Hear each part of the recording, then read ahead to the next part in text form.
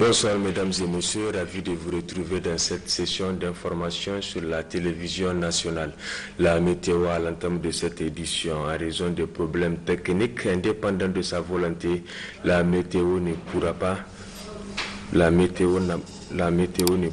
diffuser le bulletin télévisé de ce jour. Néanmoins, il est prévu une nuit calme sur le pays, sauf sur le Manga, où une suspension de poussière est attendue.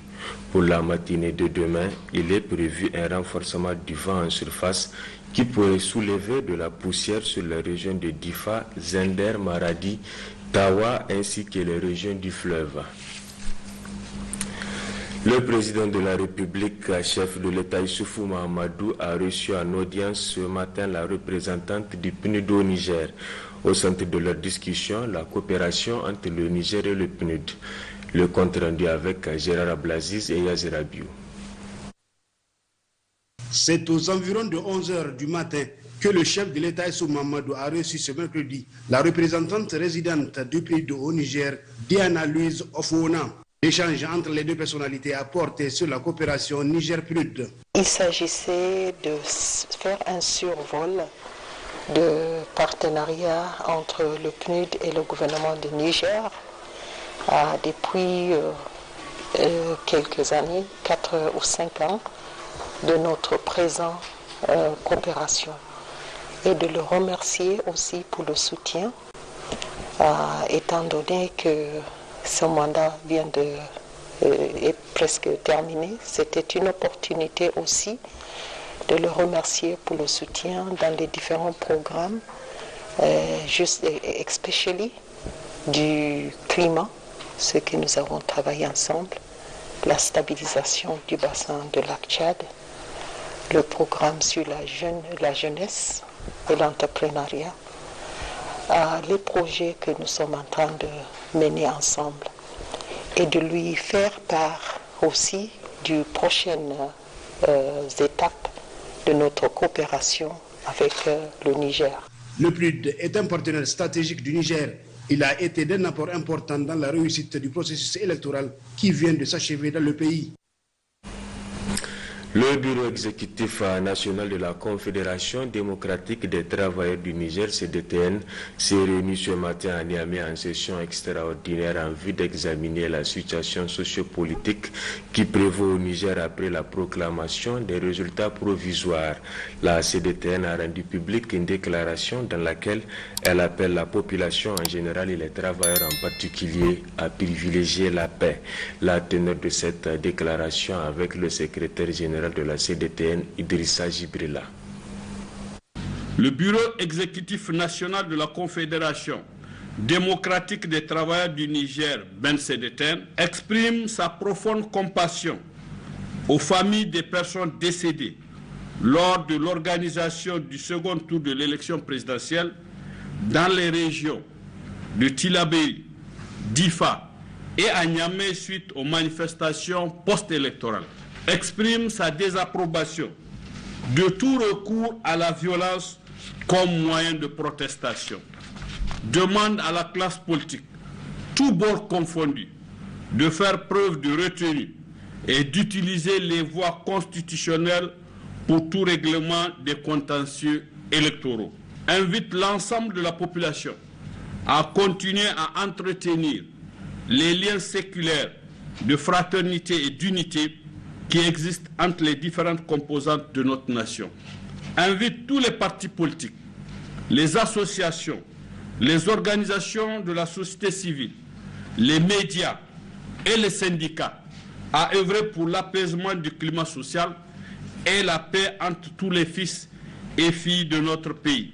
Salue le civisme et la maturité du peuple nigérien lors de tous les scrutins et invite les citoyens en général et les travailleurs en particulier à éviter tout comportement qui pourrait porter atteinte à l'unité nationale et à la cohésion sociale.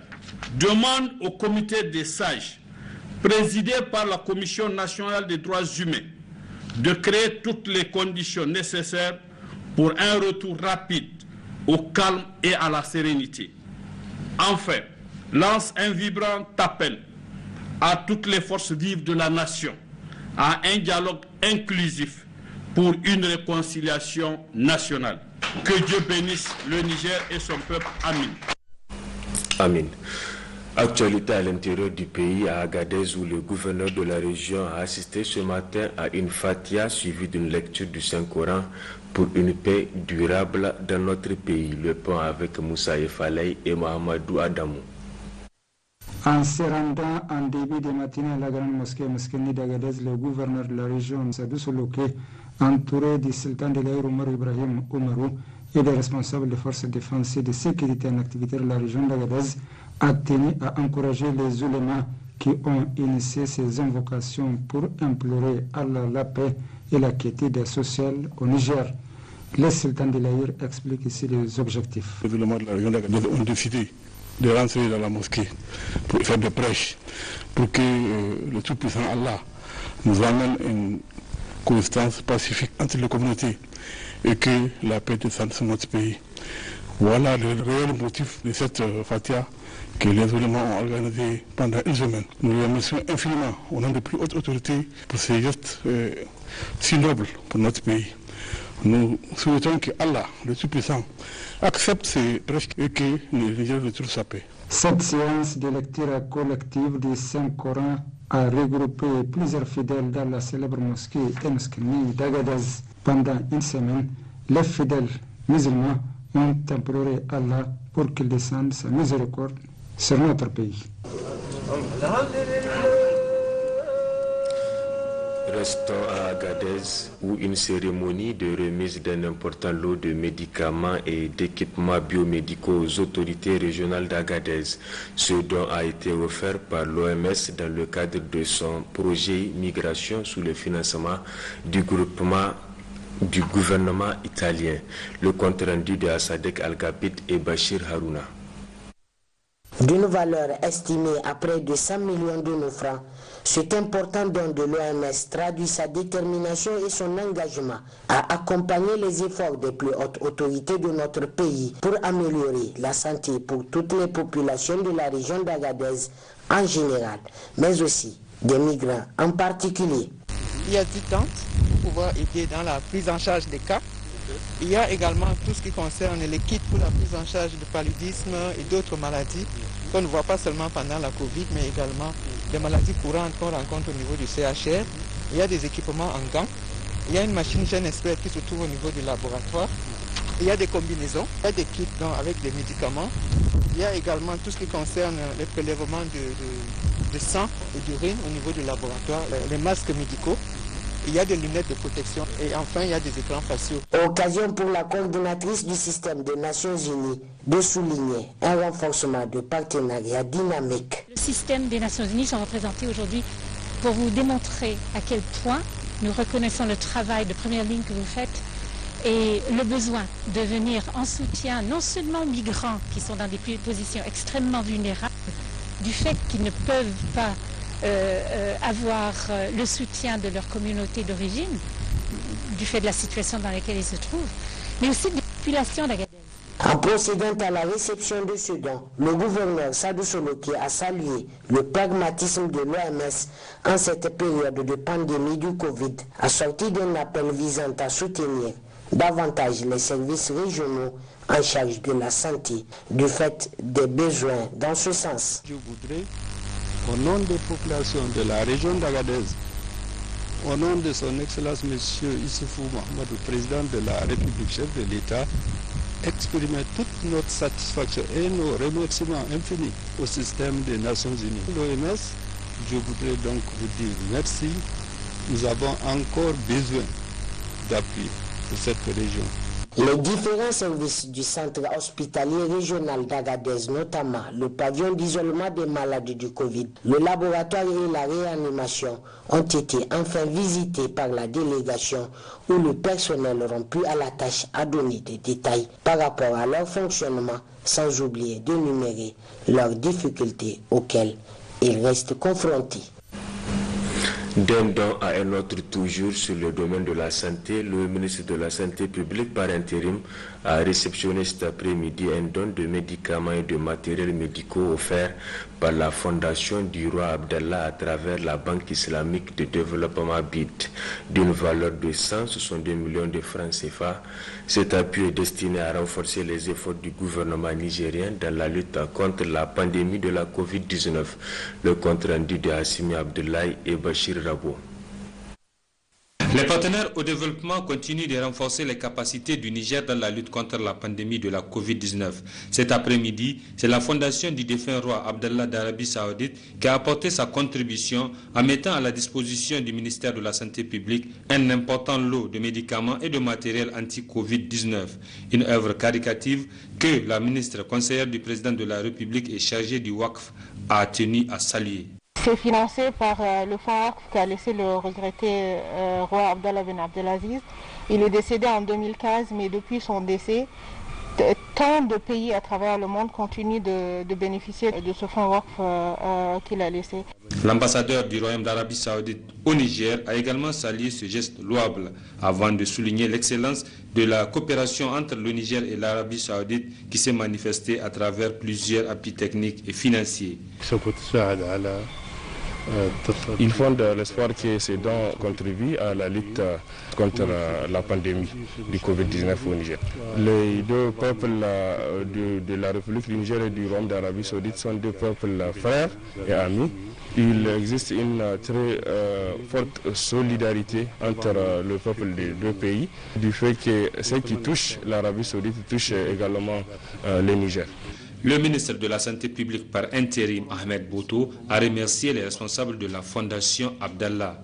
Un geste qui dénote de tout l'intérêt que porte l'Arabie Saoudite et la Banque islamique de développement à notre pays. Ce don est composé entre autres de 100 thermoflash, laser, plusieurs lots de gants, des dispositifs pour solutions hydroalcooliques, des médicaments et consommables médicaux, des tentes climatisées, des matériels médicaux, ainsi qu'un appui à la communication pour la prévention contre la Covid-19. Ce geste dénote tout l'intérêt qu'accorde aussi bien le Royaume d'Arabie Saoudite que la BID au bien-être de la population nigérienne. C'est donc pour moi un réel plaisir de réceptionner aujourd'hui ces importants lots de consommables et matériels médicaux de lutte contre la Covid-19. Il faut enfin souligner qu'une fatia a été dite pour le repos de l'âme de l'illustre roi Abdallah, rappelé à Dieu en janvier 2015. Le centre de santé intégré de la localité de Kosoma dans le canton de Bamba et département de Tawa vient d'être doté d'un local en faveur de la santé de la mère et de l'enfant. C'est un don de l'honorable député Soumaïla Maïka. Les détails avec Raylot Cheibou. Ce bâtiment flambant neuf qui vient agrandir le centre de santé intégré de Kosoma dans le canton de Bombay est une œuvre du député Soumaïla Maïka, un leader politique qui œuvre inlassablement pour le bien-être des populations nigériennes et en particulier les femmes et les enfants. Pour la réception de cette infrastructure, ils étaient nombreux les ressortissants de Kosoma et Bombay à faire le déplacement, une façon pour eux de réaffirmer leur gratitude à l'endroit de ce digne fils du terroir. Le chef de canton de Bombay, les responsables du centre de santé intégré, le préfet du département de Tawa ont tous tenu à féliciter le député Maïka Soumaïla pour ce geste noble. Il a fait plusieurs réalisations avant celle de Kosoma. Vraiment, je le remercie très bien et que vraiment je lui souhaite une bonne chance dans ses entreprises, dans ses œuvres de bienfaisance. Que Dieu l'aide, que Dieu le soutienne. Monsieur le médecin-chef, nous avons l'honneur de vous remettre les clés de ces joyeux bâtiments construits par la Jamaïque. Merci, monsieur le DRSP. Nous avons remettre officiellement les clés de ces bâtiments au chef responsable de cette formation sanitaire de Kosoma. Cette infrastructure entièrement mise à la disposition des femmes et des enfants est un outil de soulagement pour cette population bénéficiaire. Le centre de santé intégré de Bombay a également été doté de produits pharmaceutiques, dont de la diaspora. À Ottawa, dans la région, ils sont de plus en plus nombreux, les jeunes filles et garçons qui s'adonnent à des activités génératrices de revenus, une façon de lutter contre la pauvreté et le phénomène de la migration. Le point avec Tahirou Hassan Abdelkader. Contrairement aux années antérieures, les jeunes Nigériens en général et ceux de la région d'Ottawa en particulier restent de plus en plus au pays en exerçant des petites activités génératrices de revenus. Une façon pour eux de lutter contre l'oisiveté et le phénomène de la migration vers les pays voisins du Niger. À part les jeunes de la région d'Ottawa, ils sont nombreux, ces jeunes généralement non scolarisés, qui viennent des autres régions du Niger à la recherche de leur pain à Ottawa à travers des petits métiers dont entre autres les cirages communément appelés sous-chaï, les vendeurs d'eau, de lunettes, de poissons, de savons nisolo et bien d'autres petits commerces qui animent la ville. Je pratique ce métier depuis maintenant 1 an. Et Dieu merci, j'arrive à subvenir à mes besoins et même à épargner. À l'endroit de la jeunesse, je lance un vibrant appel, celui de réaliser que l'époque de jouer aux partisans du moindre effort n'est plus d'actualité. Il n'y a pas de saut métier tant que celui-ci te procure de quoi te prendre en charge, c'est ce qui est digne. J'invite la jeunesse à pratiquer ce métier de taxi-moto, car grâce à ce métier, j'arrive à gérer financièrement ma femme et mes 3 enfants. Donc, j'exhorte les exodants à rester au pays, entreprendre une activité comme celle de taxi-moto. Je suis dans le commerce de lunettes depuis maintenant 10 ans. Cette activité est tellement rentable pour moi au point de me permettre de subvenir à mes besoins, d'épargner. Il faut noter que dans une telle perspective, ces jeunes non scolarisés arrivent à réaliser un chiffre d'affaires grâce auquel ils arrivent à s'en sortir assez bien et aider par là même leurs proches. Comme dit l'adage, il n'y a pas de sous-métier. Je vous donne à présent lecture de ce communiqué du ministère de la Santé publique. Les résultats des examens virologiques de ce jour 3 mars 2021 se présentent comme suit. 4 cas positifs, dont 0 chez les demandeurs de tests PCR Covid-19 pour voyage et 4 chez les alertes sur 168 tests réalisés à la Covid-19, dont 1 de sexe féminin, 3 de sexe masculin. Ces cas positifs se repartissent comme suit. 2 au niveau de la région d'Ottawa, 2 au niveau de la région de Difa. Un décès enregistré ce jour au niveau de la région d'Ottawa. À ce jour, sur 81 608 personnes testées, 4 803 sont déclarées positives à la COVID-19, parmi lesquels 4 353 guéris, 176 décès, 274 cas actifs, 18 en hospitalisation, dont 0 en réanimation. Le gouvernement attire l'attention des populations sur le fait que le virus circule fortement au niveau communautaire avec de plus en plus de cas présentant des signes souvent graves. Aussi, le gouvernement invite la population au respect strict de toutes les mesures prises. Le port du masque, le lavage des mains à l'eau et au savon et l'utilisation du gel hydroalcoolique doivent être strictement respectés en toutes circonstances. Pour toute information, appelez le 15 ou le 93 59 18 02. Et c'est ici que se referme cette édition. Merci à vous de l'avoir suivi. Bonne soirée.